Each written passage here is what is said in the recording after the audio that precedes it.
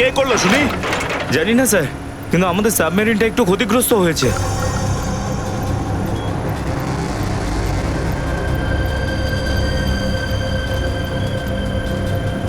গ্যালারে navy এসে গেছে, ওদের জাহাজ আর কামান দেখা যাচ্ছে। কি? কি না? হ্যাঁ, নেভির এত সামনে চলে এলে তোমাদের মরার এত শখ। কিন্তু স্যার এখন কি করব? কি আর করবে, কেটে পড়ো এখান থেকে। আমাদের পুরো অপারেশন ভন্ডুল করার আগে আমাদের এখান থেকে চলে যেতে হবে। কিন্তু এত অল্প ক্রিউ মেম্বার নিয়ে সাবমেরিনকে কি করে শিফট করব, তাও এত অল্প সময়? সেসব আমি কিচ্ছু জানি না, কিছু করো আর এখান থেকে বেরো, যাও, জলদি করো, যাও। Okay sir.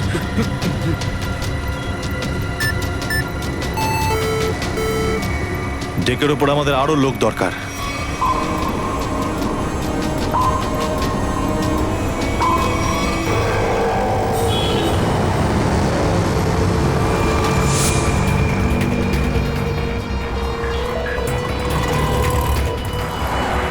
ভাই এই গলিতেই তো এসেছিল। গেল কোথায় ও? ফোন কর, তাড়াতাড়ি ফোন কর ওকে। হ্যাঁ।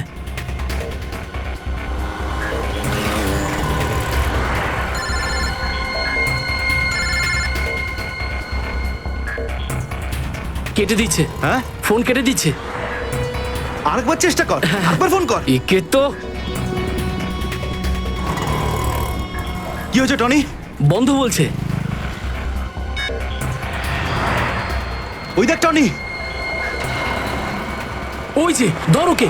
দাঁড়া দাঁড়া দাঁড়া দাঁড়া। হ্যাঁ, চল, গাড়িতে চল, চল চল।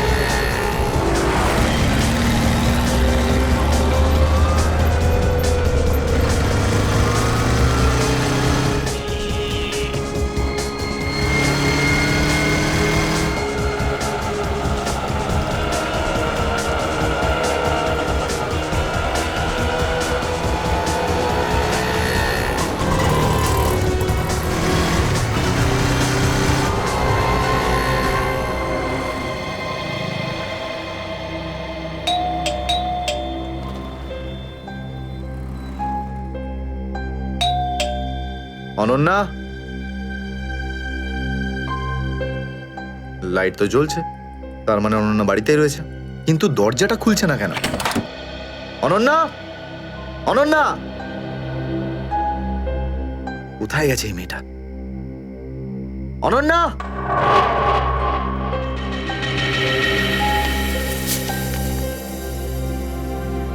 আমি আজকে কিছু জানতে পেরেছি। আমি তোকে আর বিরক্ত করতে চাই না। তুই অনেক কিছু করেছিস আমার জন্য, এতদিন আমার দায়িত্ব নিয়েছিস। এবার আমি চলে যাচ্ছি, তুই নিজের খেয়াল রাখিস। Ananya,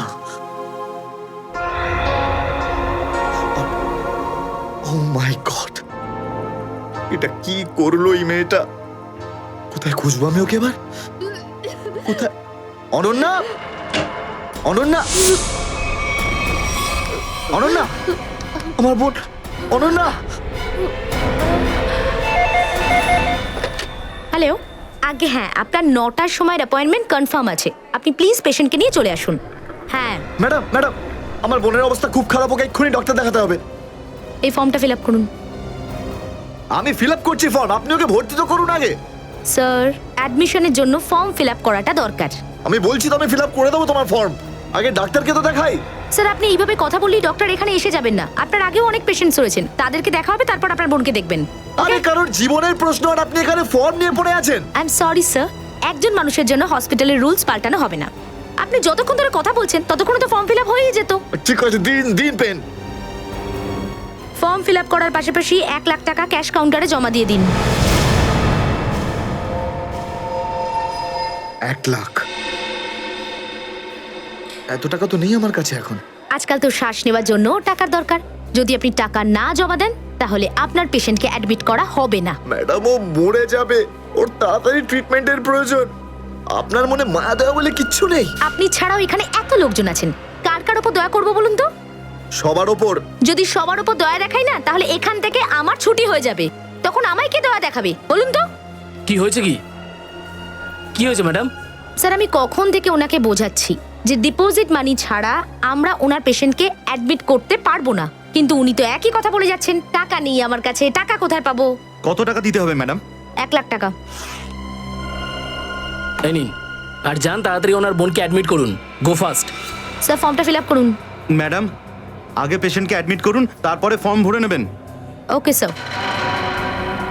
thank you sir. আপনারা কে আর আমার জন্য এত কেন করছেন? এত কিছু ভেবো না ভাই, আরে মানুষই তো মানুষকে সাহায্য করে, আর এইসব লেনদেন তো পরে দেখা যাবে। চিন্তা করার কোনো দরকার নেই, আমরা এই আশেপাশেই আছি। এই পেশেন্টকে নিয়ে যাবো। হ্যাঁ, তাড়াতাড়ি নিয়ে যাও।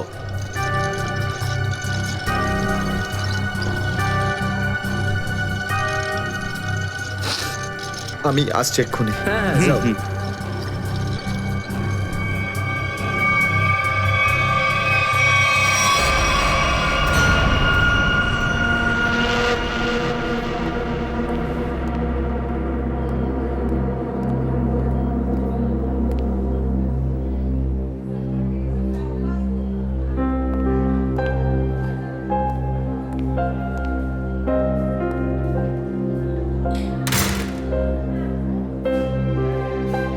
ডাক্তারবাবু, অনন্যা কেমন আছে?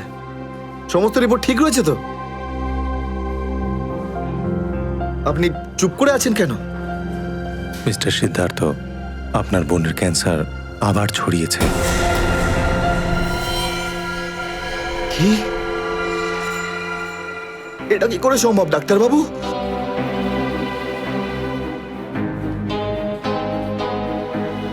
এটা কি করে হতে? সিদ্ধার্থ, এরকমটাই হয়েছে। কিন্তু অনন্যা তো ঠিকই ছিল, তাই না? ওর সমস্ত রিপোর্ট বলছিল যে ওর আর কোনো বিপদ নেই, আর আপনি বলছেন যে আবার?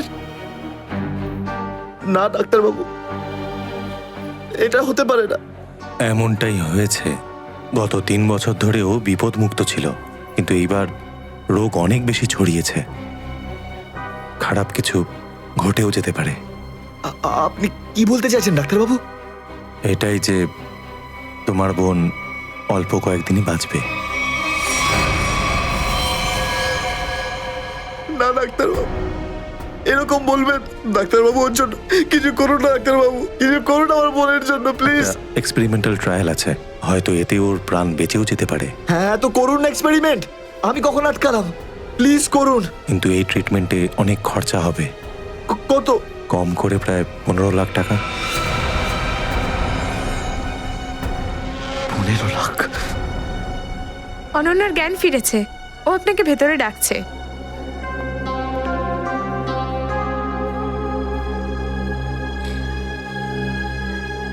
আপনি অনন্যার চিকিৎসার ব্যবস্থা করুন, আমি টাকা পয়সার ব্যবস্থা করবই, by hook or by crook, কিন্তু আপনি প্লিজ ওর চিকিৎসা করুন। তাড়াতাড়ি করো, কারণ আমাদের হাতে সময় বেশি নেই।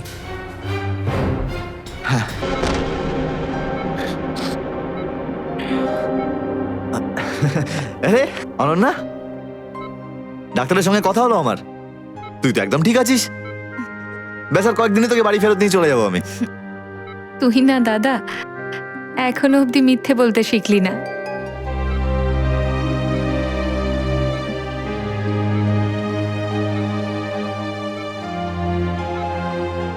আমরা আগের বার ক্যান্সারকে হারিয়েছিলাম, আর এবারেও ক্যান্সার হারবে আমাদের থেকে। তুই তুই বাঁচবি অনন্যা। দাদা, যদি আমার ভাগ্যে বাঁচা থাকতো না, তাহলে 2 বার ক্যান্সার হতো না আমার। দাদা, আমার কথাটা শোন। তুই নিজের সমস্ত সুখ আমার জন্য এভাবে ত্যাগ করিস না দাদা। তুই আমায় ভুলে যা দাদা। এবারে নিজে ভালোভাবে বাঁচ। আমার সব খুশি তো তুই অনন্যা, তুই। তোকে যে কোনো ভাবে আমি বাঁচিয়ে ফিরবই। তুই মনের জোর হারাবি না কিন্তু। তুই এত ভালো কেন রে দাদা? কেন এত ভালো? যদি আরো কিছু বছর তোর সাথে বাঁচতে পারতাম আমি। আমার ভাগ্যটাই খারাপ দাদা। তুই আমার জন্য কত কিছু করেছিস, সব সময় তুই আমার কথাই ভেবেছিস। তাই তো নিজের সব টাকা আমার উপর খরচা করে ফেলেছিস, নিজের চাকরিটার পর্যন্ত বেহাল অবস্থা করেছিস। এখন কি নিজের প্রাণ দিয়ে তুই আমায় বাঁচাবি?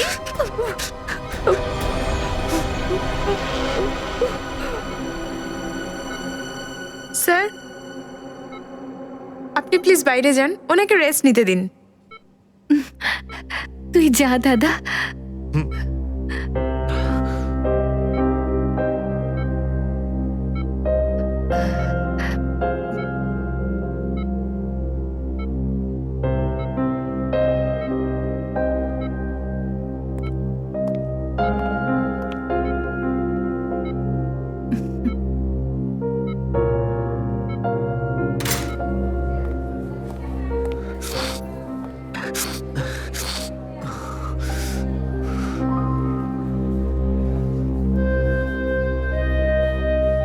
কোথা থেকে আনবো এত টাকা? কে দেবে আমাকে? আর দেবেই বা কেন? অত চিন্তা করো না, চিন্তা করে নয়, বরং কখনো চেয়ে মনের ইচ্ছে পূরণ হয়। বুঝলে সিদ্ধার্থ? আপনি কে? অবস্থার প্রয়োজন মানুষকে সবকিছু জানিয়ে দেয়। তোমার প্রবলেমটা আমি জানি, আর তার সলিউশনও আছে আমার কাছে। মানেটা কি? তোমার বোনের চিকিৎসার জন্য এখানে টাকা জমা হয়ে যাবে, সে ব্যবস্থা আমি করে দিয়েছি। তুমি অত চিন্তা করো না। এইসব কেন করছেন আপনারা আমার জন্য? আমি তোমাকে কোনো উপকার করছি না, বরং তুমিও আমার জন্য কিছু একটা করতে চলেছ। ওহো, সেই জন্যই আপনারা আমাকে বারবার ফোন করছেন। হ্যাঁ, ঠিক চিনতে পেরেছ। কিছুক্ষণ আগে আমার লোকেরাই তোমাকে 1 লক্ষ টাকা দিয়ে সাহায্য করেছে। আচ্ছা, কি করতে হবে আমাকে? সময় হলে আমিই তোমাকে জানিয়ে দেব। আগে তুমি তোমার বোনের ভালো করে চিকিৎসা করাও, তাড়াতাড়ি ওর ট্রিটমেন্ট শুরু করো।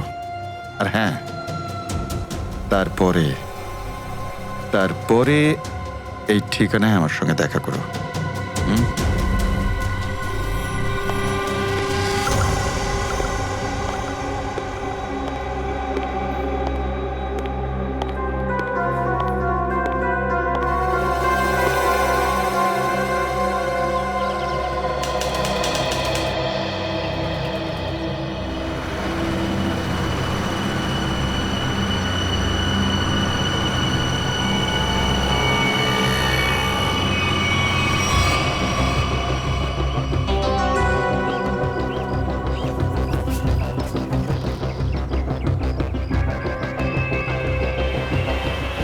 স্যার, ওর কাছে দাঁড়াবো?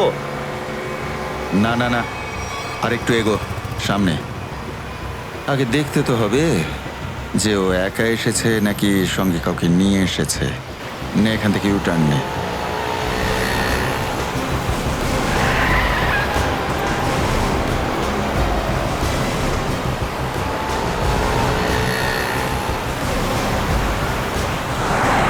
মনে হচ্ছে সঙ্গে আর কেউ নেই।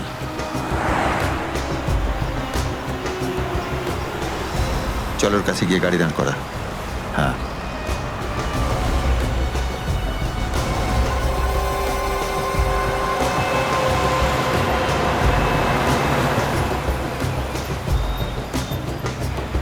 এসো, ভেতরে চলে এসো, তাড়াতাড়ি তাড়াতাড়ি।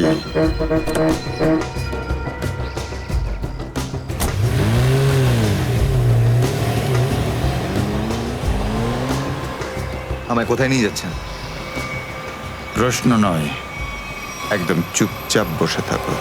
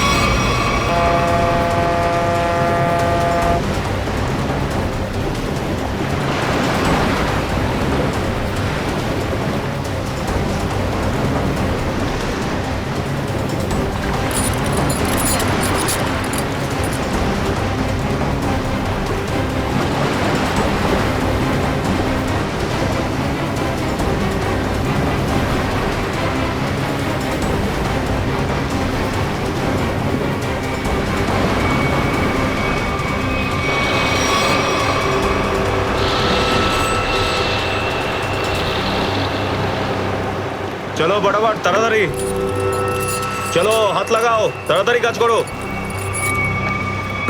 দে, জলদি জলদি। এইটুকু কম কাজ করতে কি সারা রাত লাগাবি নাকি? চল আফসার, তাড়াতাড়ি। আরে তাড়াতাড়ি কর, চলো তাড়াতাড়ি। আরে চল চল চল, বের কর, তাড়াতাড়ি কর। আরে তাড়াতাড়ি। আরে পাগল, কি করলি তুই? সরি স্যার, হাত থেকে ফসকে গেছে স্যার, ওই তাড়াতাড়ি করছিলাম তাই। তোর এই গাধামোর জন্য আমার কোটি টাকার মাল জলে চলে গেল। আরে এই কেলারে, স্যার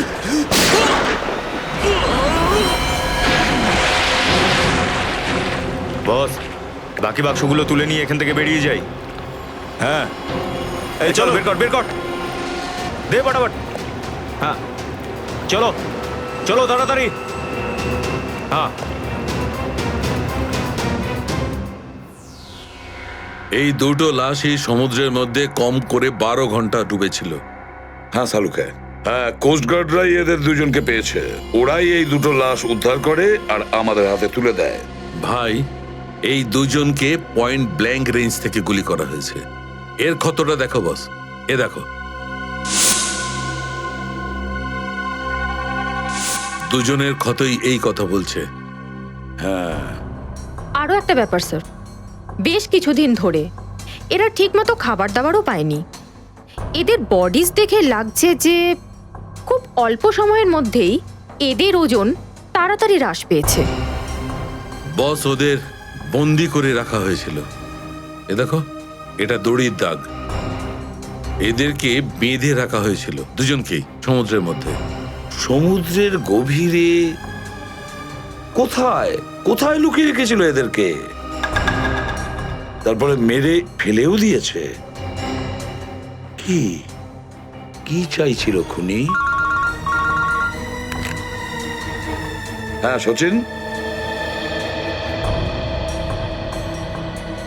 আচ্ছা ঠিক আছে, বলো সচিন, কি জানতে পেরেছো? স্যার, এরা দুজন সমুদ্রের পাশের গ্রামটাতে থাকে স্যার, আর ওরা কাল রাতে কিছু এমন দেখেছে যেটা বলতে চায়। আচ্ছা, তাহলে বলো, কি দেখেছো তোমরা? স্যার, কালকে রাতে আমরা মাছ ধরার জন্য সমুদ্রের অনেক গভীরে যাই। আমাদের নৌকার ইঞ্জিনটা খারাপ হয়ে যাওয়াতে আমাদের ফিরতে অনেক সময় লেগে যায়। স্যার, যখন আমরা ফিরে আসছিলাম তখন কিছুটা দূরে আমরা একটা বোটের আওয়াজ শুনতে পাই, আর তাতে বসে কিছু লোক কারোর জন্য অপেক্ষা করছিল। আচ্ছা, কারা সেই লোক? স্যার জানি না, অনেক অন্ধকার হয়ে গেছিল। হ্যাঁ স্যার, তখন সমুদ্রের মাঝখান থেকে জোরে জোরে ইঞ্জিনের শব্দ পাচ্ছিলাম। জলের ঢেউ একেবারে উথাল পাথাল করছিল, আর তারপরে সমুদ্রের মাঝখান থেকে কোনো জিনিস ওপরে চলে আসে। সমুদ্রের ভেতর থেকে কোনো জিনিস ওপরে চলে আসে? কি? একটা বড় বাসনের মতন জিনিস হবে।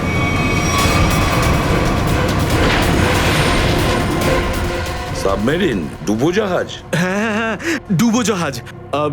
আর ওই বোটটা যখন ডুবোজাহাজের পাশে যায়, আর তখন ওখানে কিছু লোক কাজ করছিল স্যার।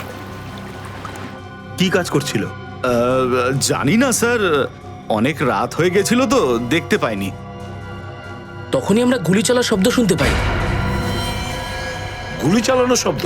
কটা গুলি চলেছে? দুটো গুলি স্যার।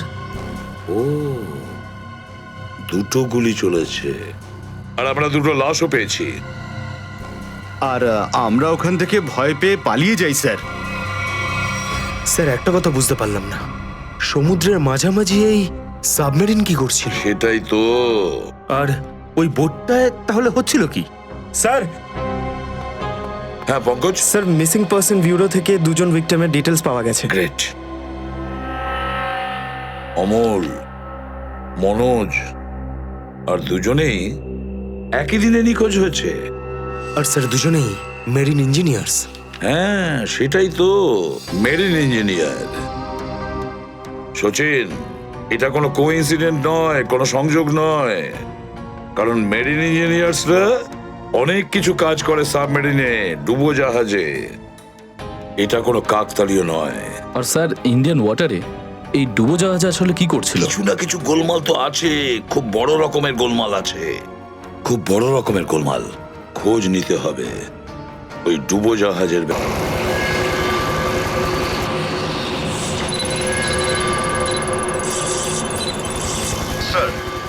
এখানে 100 কিলোমিটারের রেডিয়াসে কোনো সাবমেরিন নেই। মাছওয়ালারা কি এই লোকেশনটাই বলেছিল? মনে হচ্ছে ওই সাবমেরিন আমাদের থেকে অনেক দূরে চলে গেছে। একটা রক সাবমেরিন ইন্ডিয়ান ওয়াটারে, বিশ্বাসই হচ্ছে না। কিন্তু এটাই সত্যি। কিন্তু ওরা করছিলটা কি? এটাই তো খোঁজ নিতে হবে। স্যার, ইনি মনোজের ওয়াইফ। ইনি অমলের বাবা, আর এই হচ্ছে তানিয়া স্যার, সিদ্ধার্থর বোন। এরা বলছেন যে সিদ্ধার্থ মেরিন ইঞ্জিনিয়ার ছিল, আপাতত নিখোঁজ। আচ্ছা, তোমার ভাই কবে থেকে নিখোঁজ? স্যার, কাল থেকে নিখোঁজ। তখন আমি হসপিটালে অ্যাডমিট ছিলাম। হসপিটালে? কেন, কি হয়েছিল তোমার? স্যার, অ্যাকচুয়ালি আমার আবার ক্যান্সার হয়ে গিয়েছিল। ছিল? ক্যান্সার হয়েছিল দ্বিতীয়বারে? স্যার, ডক্টর বলছিলেন আমার ক্যান্সার আবার অ্যাগ্রিভেট হয়ে গেছে, কিন্তু আজ সকালে টেস্ট করে জানা গেল আমার ক্যান্সার নয়, আমি একদম সুস্থ। কি? ক্যান্সার উধাও হয়ে গেল? হ্যাঁ স্যার, আর এই খবরটা দেওয়ার জন্যই দাদাকে ফোন করেছিলাম, কিন্তু ওর ফোন নট রিচেবল আসছিল। আমি ভেবেছিলাম হয়তো বাড়িতে আছে, তাই আমি তাড়াতাড়ি বাড়িতে চলে এলাম। সব রুমে খুঁজলাম স্যার, কিন্তু কোথাও আমার দাদা নেই। ভাবলাম হয়তো আশেপাশে কারোর বাড়ি গেছে। সব জায়গায় খোঁজ করলাম, কেউ কিচ্ছু বলতে পারলো না ওর ব্যাপারে। আপনি নিজেকে সামলান, খুব তাড়াতাড়ি আপনি দাদাকে পেয়ে যাবেন। আচ্ছা, মনোজ আর অমল কিভাবে নিখোঁজ হলো? স্যার, অমলের সেই সময় চাকরি ছিল না। গত মাসের 7 তারিখে ও বলল যে ও নাকি একটা চাকরি পেয়েছে, আর 3 দিন পর যখন ও ইন্টারভিউর জন্য গেল তো ফিরে আসলো না আর। কোন কোম্পানিতে জব পেয়েছিল? স্যার, সেটা তো জানি না, কিন্তু অমল বলেছিল যে কোনো রিক্রুটিং এজেন্সি আছে, তাদের সোর্সেই এই কাজটা পেয়েছে, আর ইন্টারভিউ সমস্ত ব্যাপারটা জানা যাবে। স্যার, স্যার, মনোজ আমাকে এটাই বলেছিল যে কোনো একটা রিক্রুটমেন্ট এজেন্সি আছে যারা জবের এগ্রিমেন্ট করেছে। বেনামি রিক্রুটমেন্ট এজেন্সি লোকেদের চাকরির লোভ দেখিয়ে মেরিন ইঞ্জিনিয়ারদের কিডন্যাপ করছে এরা। মেরিন ইঞ্জিনিয়ারদের দেখুন, আপনাদের সঙ্গে যা কিছু হয়েছে সেজন্য আমরা খুবই দুঃখিত। আমাদের চেষ্টার কোনো ত্রুটি রাখছি না ওই অপরাধীদের ধরার জন্য। আপনারা নিজেদের বাড়িতে চলে যান, কেমন? রবি, এনাদের ছেড়ে দিয়ে এসো। যান। চলুন।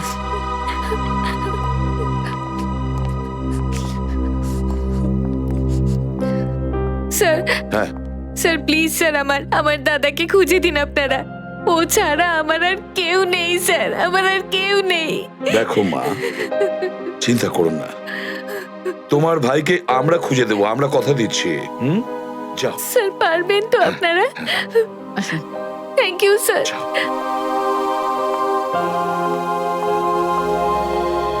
এই অনন্যার ডাক্তারের সঙ্গে কথা বলতে হবে। স্যার, স্যার হতে পারে যে সাবমেরিনে প্রচুর টেকনিশিয়ানের প্রয়োজন ছিল, আর সেই জন্যই ওরা এই চাকরির জালটা পেতেছিল। স্যার, এই ডুবোজাহাজটা কোথায় আছে আমরা জানি না স্যার, তাহলে অপরাধীদের আমরা ধরবো কি করে? পঙ্কজ, আমাদের এমন কিছু করতে হবে যাতে অপরাধীরা আমাদের খোঁজে আর এই ডুবোজাহাজ অবধি নিয়ে যায়। কিন্তু অপরাধীরা আমাদের খুঁজবে কেন? খুঁজবে কেন? খুঁজবে না? ওদের তো 2জন ইঞ্জিনিয়ার মারা গেছে, আর ওদেরকে রিপ্লেস করার জন্য এদের নতুন ইঞ্জিনিয়ার তো লাগবেই। আর এই জন্য আমরা অনেক ভেবে চিন্তে প্ল্যান তৈরি করব। ভেবে চিন্তে প্ল্যান তৈরি করব।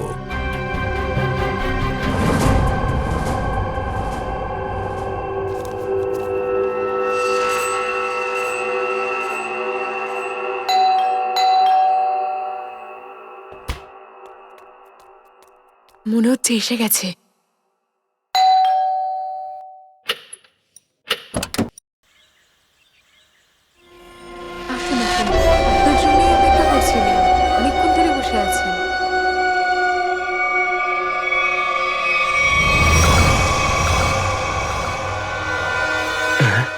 আসুন না, আসুন ভেতরে। অশোক আপনার জন্যই ওয়েট করছিল। Good morning sir, good morning, welcome welcome. Please have a seat sir, বসুন বসুন। আমি আপনাদের জন্য চা নিয়ে আসছি। ঠিক আছে। নো থ্যাঙ্কস, আমি চা খাই না।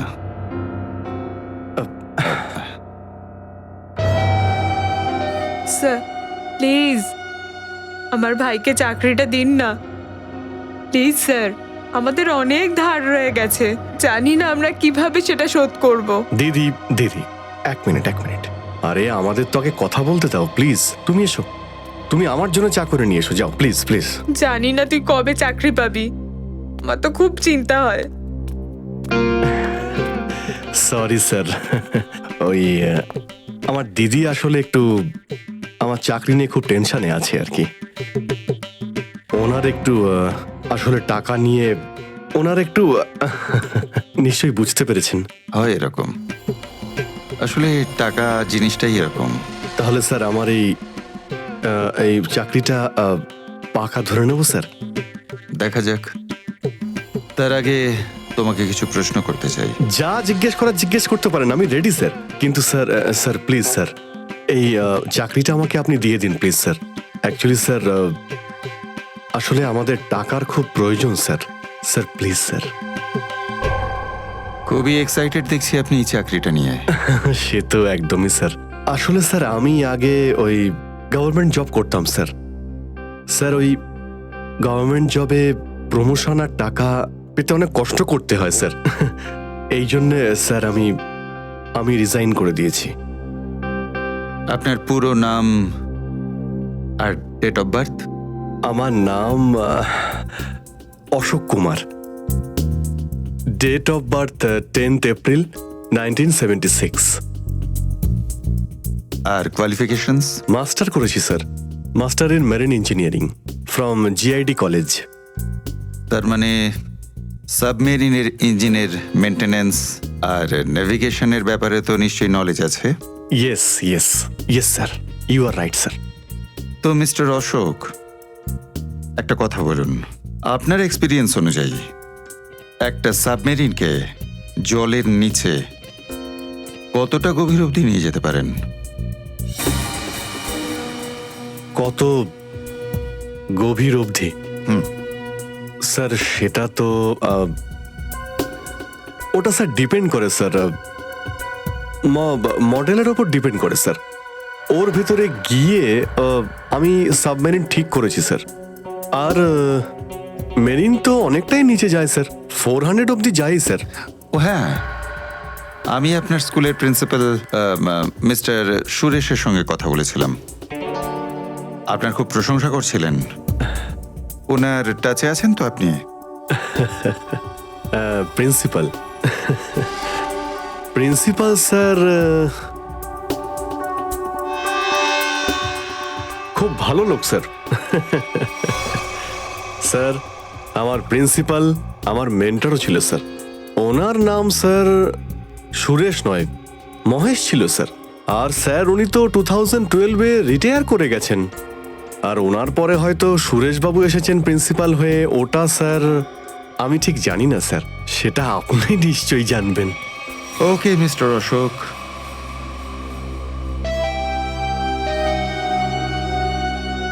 আপনার চাকরিটা পাকা। Thank you sir, thank you very much. আপনার ফ্যামিলির ফাইন্যান্সিয়াল প্রবলেমটা অবশ্যই আমরা দেখব। আপাতত এই চাকরিটা 6 মাসের জন্য। ওকে ওকে ওকে। এখানকার রুলস অ্যান্ড রেগুলেশনস আপনি জয়েন করার পর জানতে পারবেন। Of course sir, thank you sir. আর হ্যাঁ, দুপুরে ঠিক 2টোর সময় এই ঠিকানায় আমার সঙ্গে দেখা করবেন। Sure sir, thank you.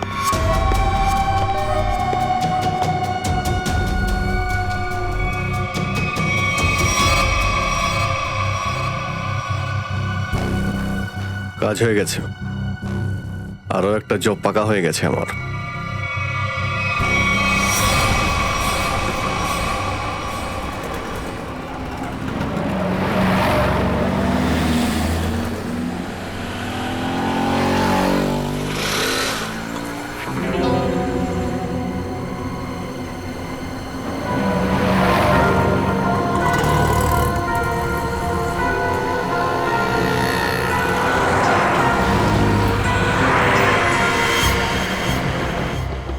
আচ্ছা, খেলা খেলছে আমার সঙ্গে।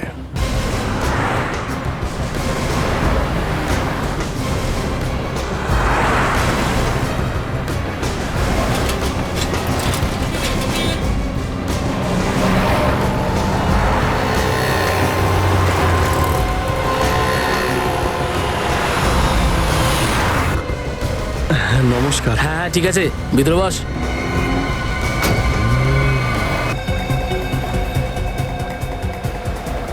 কি ব্যাপার, আপনারা কিছু বলছেন না যে?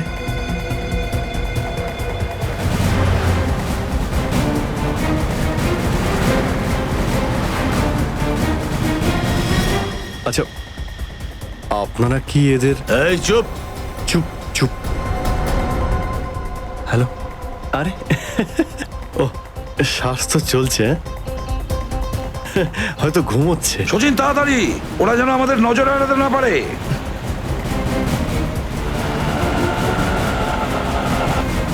আরে স্যার, আপনি চোখ খুলে কেন ঘুমোচ্ছেন? খুব স্ট্রেস পড়ে চোখের উপরে। আমি এক্ষুনি বন্ধ করে দিচ্ছি। এখন তোরও ঘুমানোর সময় চলে এসেছে। আরে কিন্তু আমি রাতে ঘুমোই, দিনের বেলা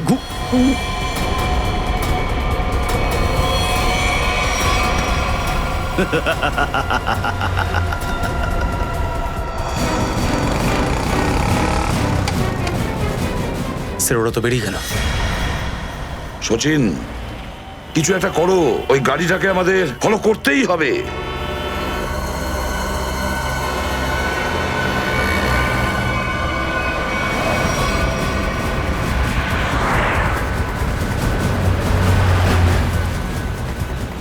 গাড়িটা কোথাও দেখতে পাচ্ছি না। সচিন দেখো একটু, দেখো তোমার রাইটে কিছু দেখা যাচ্ছে কিনা। স্যার ওই যে গাড়িটা। ইয়েস, কিন্তু ওরা রাইট সাইডে যাচ্ছে কেন? হ্যাঁ স্যার, এরা ঘুরে গেল কেন? ওদের তো সোজা যাওয়া উচিত ছিল, সমুদ্র তো সামনে। নিখিল, অভিজিৎকে ট্র্যাপ করো ওই জিপিএস এ।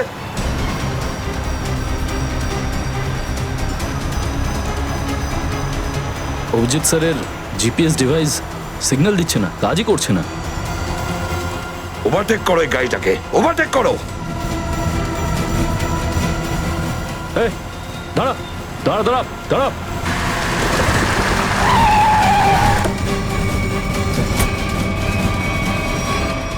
বাকিরা সবাই কোথায়? কি হয়েছে? চুপ বল, গাড়ির ভেতরে যারা ছিল তারা কোথায়? স্যার এর মধ্যে কেউ ছিল না। কেউ ছিল না মানে? দেখ, সব সত্যি সত্যি বলে ফেল, নাহলে... সত্যি বলছি স্যার, আমাকে একটা লোক বললো যে সঙ্গমনগর চৌরাস্তার মোড়ে গাড়িটা দাঁড় করিয়ে চলে যেতে। আর কি বলেছে? আর তো কিছু বলেনি। এই কাজের জন্য ও আমাকে 5,000 টাকাও দিয়েছে। ওই মেরিন অব্দি পৌঁছানোর একটাই রাস্তা ছিল, আর সেটাও বন্ধ হয়ে গেল। নিখিল, সিআইডির কোনো রাস্তা বন্ধ করা যায় না। যদি একটা রাস্তা কেউ বন্ধ করে, অন্য রাস্তা আমরা তৈরি করি।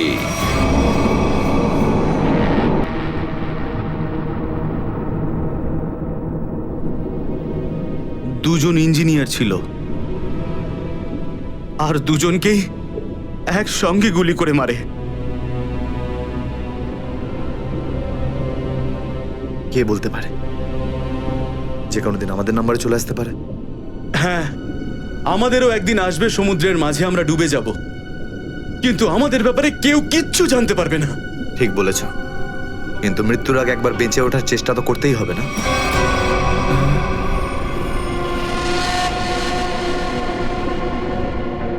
চারদিকে সমুদ্র, সিদ্ধার্থ, আমরা চাইলেও কিছু করতে পারবো না। কোথায় যাবে তুমি? কন্ট্রোল রুমের ভেতরে। কি?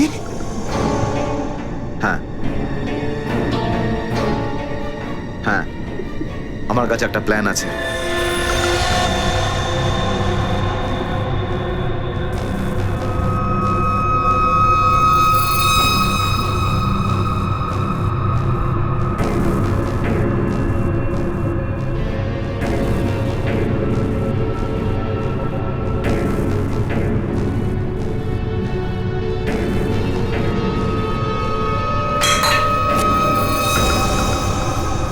কে ওখানে?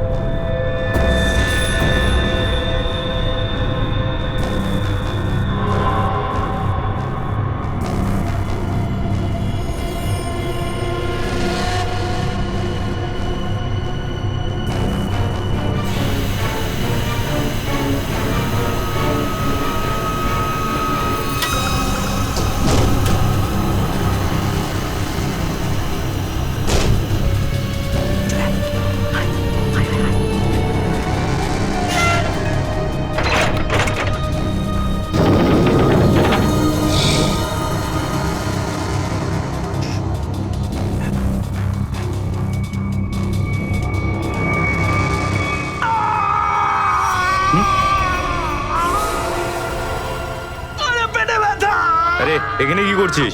আমার পেটের ভিতরে খুব জোরে ব্যথা করছে। পেটে ব্যথা না নাটক করছিস? সত্যি বলছি, আমার পেটের ভেতরে খুব জোরে ব্যথা করছে। কিছু একটা করো প্লিজ। এই আবার কোথায় গেল? চল ঠিক আছে চল চল এদিকে চল।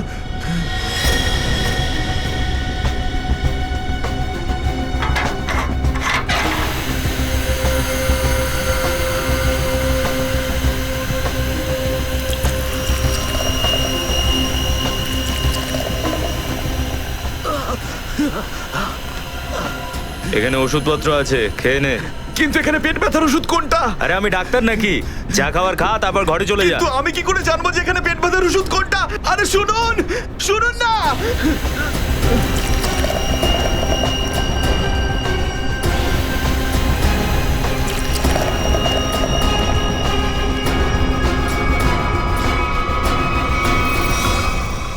এই এখানে কি করছিস?